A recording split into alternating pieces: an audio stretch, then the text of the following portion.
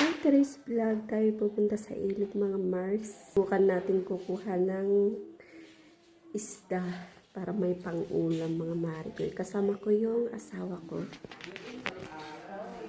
Tapos nagre-ready na kami. Ito pala yung gagamitin natin sa pag-iinggit mga Mars. Hindi pag-iinggit sa Tagalog ah. Pag-iinggit kasi yung tawag namin dito mga Marigoy. Yung sa amin naman bubo. Kaso lang yung inggit kasi dito, plastic yung ginagamit.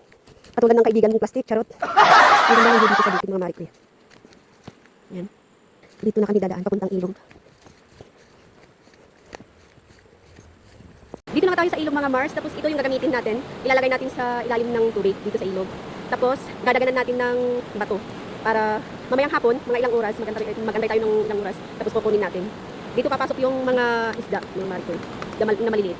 Yung wading sa amin, o kaya yung mga hipon, ganun. Huwag na kayong magtaka kung bakit ako nakagwantes, kasi yung nasugat na kamay ko, namamanhid mga Mars. Tapos, ayun na yung, yung asawa ko naglalagay na siya. Kaso, antayin na lang natin kasi siya na yung naglalagay mga Mars. Tapos, ibinibigay naman natin sa kanya to para siya yung maglalagay dyan sa ilog.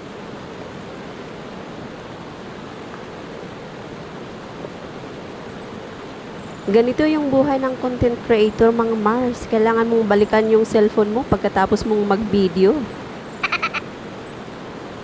Nagsimula na nga dyan na maglagay yung asawa ko ng init mga Mariko. Naglalagay yung asawa ko ng mga ganyan. Parang kagaya doon. Yung pinagpatong niya na bato para may sinyalis siya. Doon sa mga inilagay niyang plastic na pang-inggit. Dahil tapos na dito sa baba mga Marikoy, ayan na yung asawa ko, lumipat na siya doon sa taas. Pagkatapos ng 2 oras mga Mars, tapos na rin kami. Ayan sila mga Marigoy, hanggang doon sa taas, sa may malaking bato. Ayan, naubos na yung 30, mahigit na inggit. Tapos mamayang hapon, babalikan natin kung may makukuha tayo. Update ko kayo mga Mars. Alas 5 na ng hapon mga Mars nung bumalik kami dyan sa ilog mga Marigoy. Ayan yung asawa ko. Kinukuhanan niya yung mga inggit na inilagay niya kaninang umaga. Tapos susubukan ko rin kumuha mga Mars. Hindi papakita ko sa inyo kung paano ko kukunin yung yung plastic na inilagay ng asawa ko kaninang umaga. Tara. Ganyan siya mga Mars. Tingnan natin kung may nakuha siya mga Marigoy. Ayan siya. Uy, ayun nga. Meron mga Mars, hindi tayo na zero. Mga ilang piraso. Kasi mahigit 30.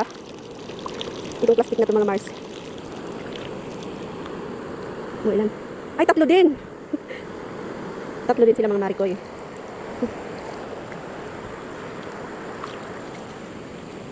Uy. Ganyan. May 3, tapos 3 dyan. Tapos ituloy natin yung pagkuha.